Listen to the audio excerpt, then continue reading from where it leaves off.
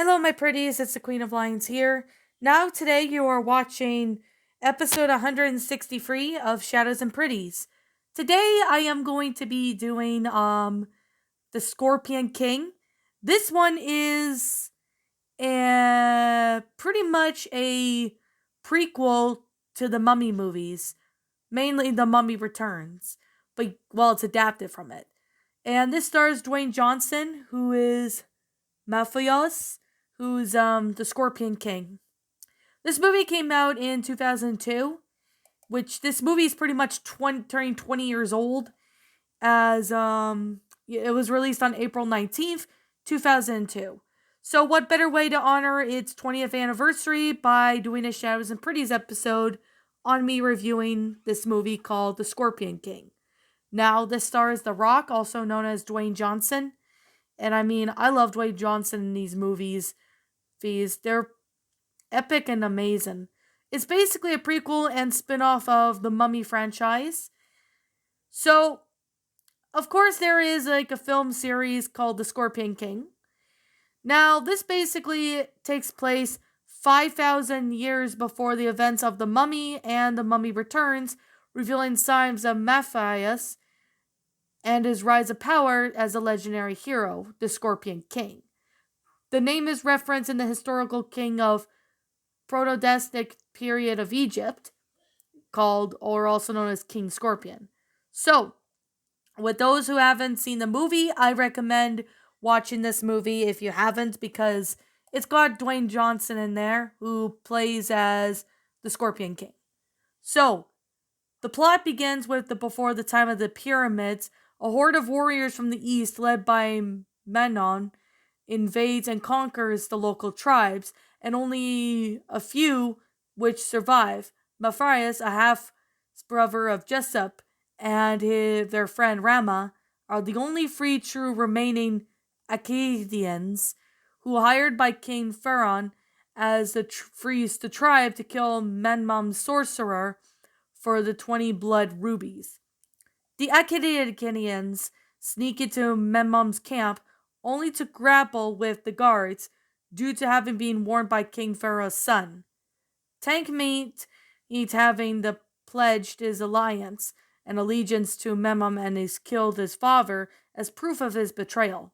Leaving Rama killed by an arrow shot and Jessup executed, Matthias, in the middle of this, finds Memmon's sorcerer Cassandra, who predicts the battle outcome for Memon and his prisoners since she was a child.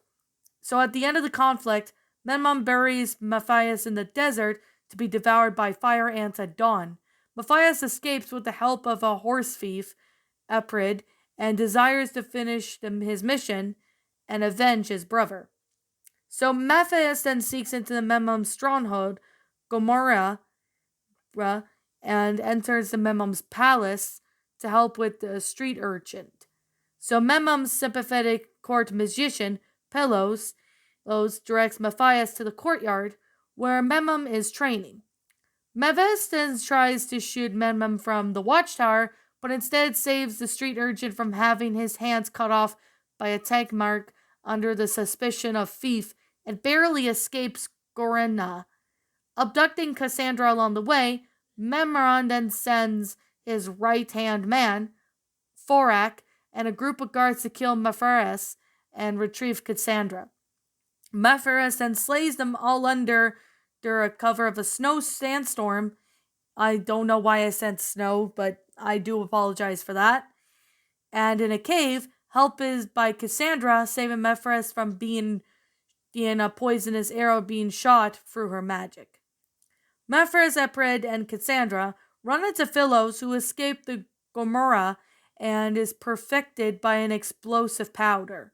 However, they are ambushed by the rebels and now under the rule of the Nubian king, Balthazar, though Matthias then defeats Balthazar in a fight and then earns his grudging respect and sanctuary. Cassandra then informs Matthias that she has a vision of Memon and his army slaughtering the entire rebel camp. For furthermore, she explains that if Matthias faces Memon, he will likely die. The next morning, Cassandra returns to the Memon into order to stall and possibly kill him. Mephiris then, with the help of Belisar, Atript Philos, and the army of rebels, launch its way out in an assault on Memnon's stronghold, facing Memnon personally before he can kill Cassandra. Belisar then takes a full force on Memnon's forces alone and kills Tegmeet during the battle, thus avenging King Firmon. The battle then continues until Matthias is then shot by a guard and is predicted by Cassandra as the Memon is about to claim victory. Cassandra eventually kills the guard, while Matthias retrieves his bow and shoots the arrow at the exhaustion Memon, sending him off the edge of the roof and set into flames where he dies at the end. Phyllis and the Atript also use their explosive powder to destroy the palace's foundation stone, bringing down Memphon's forces. When the battle is over, the remains of Memnon's army bow before Matthias, who is their law proclaimed as a Scorpion King. In the aftermath, Matthias and Belisar share a good-natured farewell as the latter returns to his own kingdom. Cassandra then tells Matthias that she sees a period of peace and prosperity coming, but warns him that it will not last forever. Undeterred, Matthias decides that they would make their own destiny, and thus the movie ends. Now, this is actually a really great spin-off to the Mummy movies. Like, we got, pretty good soundtrack. We had, good, songs. And, the soundtrack of Scorpion King was released in 2002 in March on the 26th, just before the film was released on a month before, barely almost a month before the film was released. So, I just liked how well made the Scorpion King movie really was, as well as the Mummy movie, The Mummy Returns, and the third Mummy movie, which was the last episode we talked about. The Scorpion King was released on DVD in 2002, and it was later released on Blu-ray in 2010, and then Scorpion King was at its never release on June 18th, 2019, but there is no VHS game of this. However, though, the film has spawned two games, which is the Scorpion King Rise of the Acarian for the Nintendo GameCube and the PlayStation 2, which I have never played that game, so I don't really know.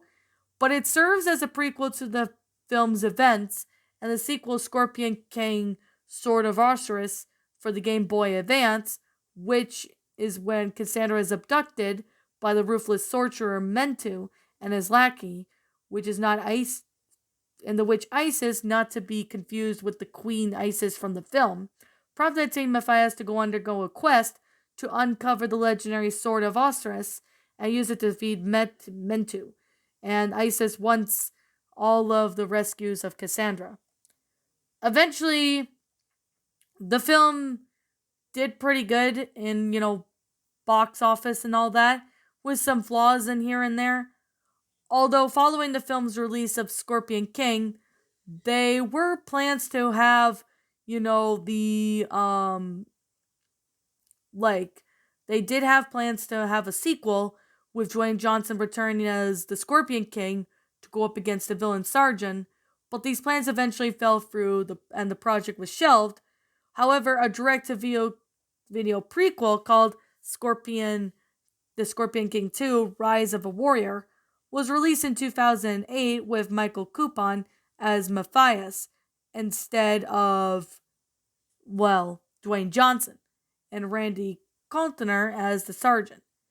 Of course, the sequel to Scorpion King 3 Battle for Redemption was released in 2012 with Victor Wesper as the Scorpion King and Billy Zane as the villain. However, though, there was a fourth film called The Scorpion King 4 Quest for Power. That one was released in 2015. Webster reprised his role. And those films kind of suck. Like, Scorpion King 2, 3, and 4, they all sucked. Mainly because they didn't bring Dwayne Johnson back to reprise those roles as a Scorpion King. Like, I would have liked it if they brought Dwayne Johnson back to play the original Scorpion King, because then that way the movies would have been so much better. However, though, there is a fifth and final film, which was called Scorpion King Book of Souls. That was released in 2008. However, it has Zach McGowan, who plays as the Scorpion King, while Pierre Mencha portrayed a villain of the book. Now, I mean, however, though, in 2020 in November, a reboot of the Scorpion King film series was announced to be on development, with Jonathan Herman will serve as a screenwriter, with the plot taking place in the modern day, involving the contemporary adaptation of Matthias Adkid or Scorpion King. However, Dwayne Johnson will serve as a producer alongside with Danny Garcia and Harman Garcia, and the project will be a joint venture production between Universal Pictures and Seven Bucks Productions. So, I don't really care for the other Scorpion King movies, mainly because it doesn't have Dwayne Johnson starring as, well, the Scorpion King in the movie, which kind of sucks because if Dwayne Johnson came back to reprise his role in the other Scorpion King movies, then, I mean, they would have been so much better. But the fact that they didn't have him reprise his role as the Scorpion King, it kind of sucked. Because, Dwayne Johnson was also known as, well, the Scorpion King in the movie, especially when it came to the Mummy movie. Now, I have to say, I haven't seen Scorpion King in like a long time, so I think I'm gonna have to rewatch the first Scorpion King movie because it is a pretty good movie. I mean, it's a good prequel to the Mummy movies and kind of a bit of a spin-off too.